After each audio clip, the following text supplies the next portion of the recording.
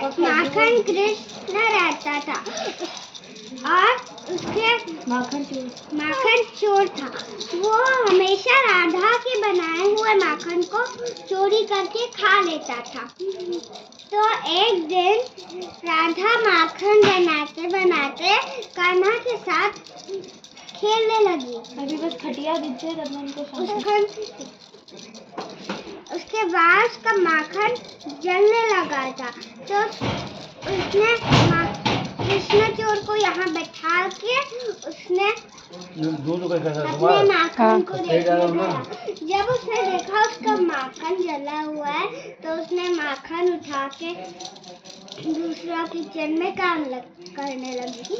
तो कान्हा ने ये मटकी फोड़ के सब माखन नीचे गिरा दिया। उसके बाद माखन चोर सब खाने लगा।